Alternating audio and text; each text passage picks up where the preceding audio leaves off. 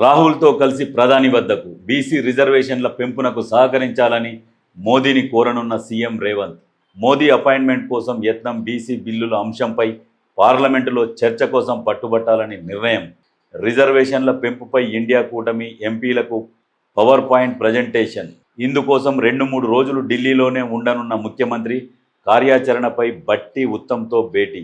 BC బిల్లులతో పాటు రాష్ట్ర ఆర్థిక పరిస్థితి, వనరుల సమీకరణపైన చర్చ.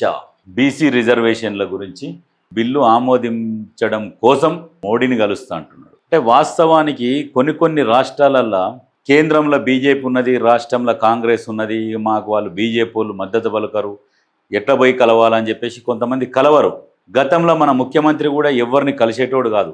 ప్రధానమంత్రినే ఇంకా ఎవరిని ఎందుకు ఎన్నడన్నా ఢిల్లీకి పోయి ప్రధానమంత్రిని కలిసి రాష్ట్ర సమస్యల మీద, రాష్ట్రానికి ఏవైతే రావాల్సిన నిధులు ఉన్నాయో వాటి గురించి కూడా ఎన్నడూ కూడా అడిగిన పాపాన పోలే.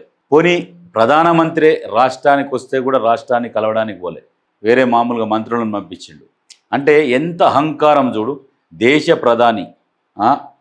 ప్రధానికే విలువ ఇయ్యలేదు.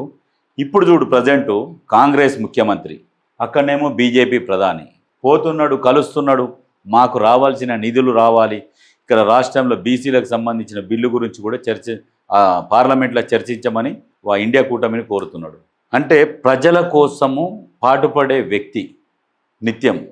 ఎందుకంటే ఇప్పుడు ఆ బీసీ బిల్లు ఇక్కడ ఆర్డినెన్స్ గవర్నర్ ముందర పెట్టారు. గవర్నర్ సంతకం చేయాలా వద్దా అన్నది ఇంకా ఆయన పెండింగ్లోనే పెట్టిండు.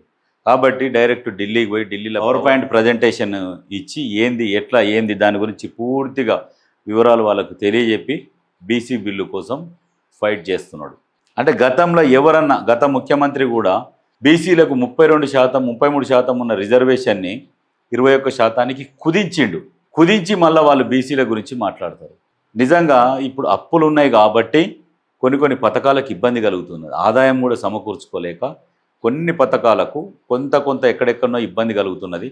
అవి కూడా అన్ని క్లియర్ అయిపోయినాయి. ఉదాహరణకు రేషన్ కార్డులు తీసుకోండి. 10 సంవత్సరాలలో కొత్త రేషన్ కార్డులు ఎవరికన్నా తీసుకుర్రా? వచ్చినాయా? మన కేటీఆర్ ఒకసారి గంగవ్వ అని ఉంటుంది కదా, గంగవ్వ అడిగింది సన్న బియ్యం ఇవ్వచ్చు కదా అంటే, సన్న బియ్యానికి కొన్ని కోట్ల రూపాయల ఖర్చు అవుతుంది, అంత ఈజీ కాదని అన్నాడు.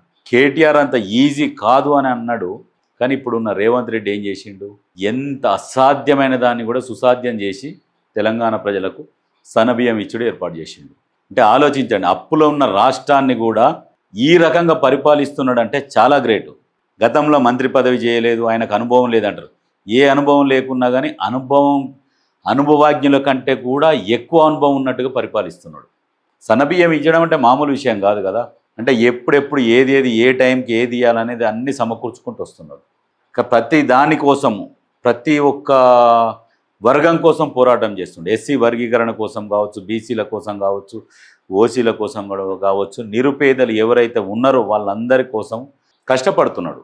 ఇది వాస్తవం. ఇది ఒకసారి మీరు కూడా ఆలోచించుకోండి.